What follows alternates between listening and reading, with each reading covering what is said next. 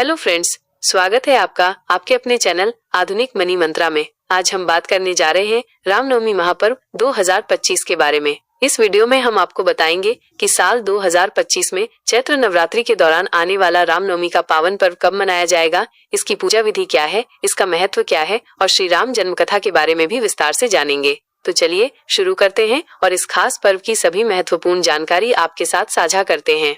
चैत्र माह से हिंदू नव वर्ष की शुरुआत होती है और इसी माह में चैत्र नवरात्रि का उत्सव बड़े धूमधाम से मनाया जाता है। चैत्र नवरात्रि के 9वें दिन भगवान श्री राम का जन्म हुआ था, इसलिए इस दिन को रामनवमी के रूप में मनाया जाता है। पंचांग के अनुसार रामनवमी चैत्र मास के शुक्ल पक्ष की नवमी तिथि को आती है। इस दिन न केवल भगवान राम की पूजा होती है बल्कि कन्या पूजन का भी विशेष आयोजन किया जाता है। आइए अब जानते हैं कि साल 2025 में रामनवमी कब होगी और इसकी पूजा कैसे करनी चाहिए। साल 2025 में रामनवमी का पर्व 6 अप्रैल को मनाया जाएगा। नवमी तिथि 5 अप्रैल की सायंकाल से शुरू होगी और 6 अप्रैल की सायंकाल तक रहेगी। इस दिन मध्याह्न में पूजा का विशेष महत्व होता है, इसलिए भक्तजन सुबह से ही तैयारियों में जुट जाते हैं।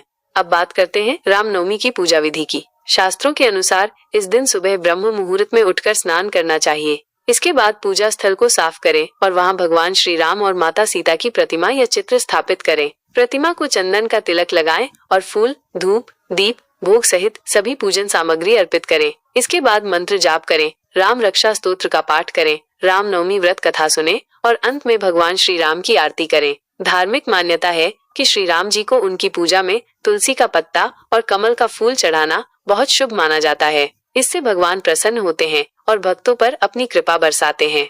रामनवमी पर्व का महत्व भी बहुत बड़ा है। यह दिन 9 दिवसीय चैत्र नवरात्रि के समापन का प्रतीक होता है। मान्यता है कि सनातन धर्म की रक्षा के लिए भगवान विष्णु ने अपने 7वें अवतार के रूप में भगवान राम के रूप में जन्म लिया था। इस दिन उनकी पूजा करने से यश, वैभव और जीवन में सुख समृद्धि की प्राप्ति होती है। साथ ही इस दिन पवित्र नदियों में स्नान करने का भी विशेष महत्व बताया गया है। कहा जाता है कि भगवान श्री राम ने लंका विजय से पहले माँ दुर्गा की पूजा की थी, जिसके फलस्वरूप उन्हें विजय प्राप्त हुई। इसलिए यह पर्व भक्ति और शक्ति का अनूठा संगम है।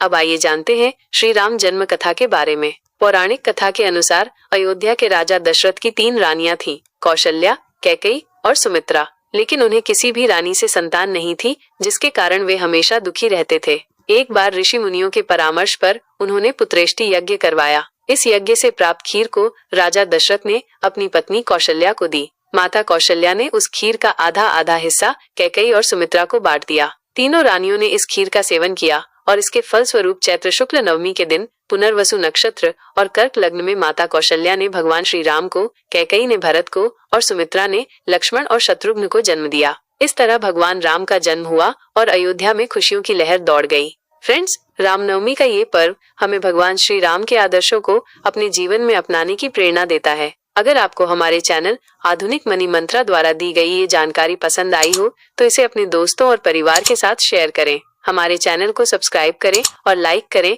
ताकि आपको ऐसी ही रोचक और उपयोगी जानकारियां मिलती रहें। जय श्री राम।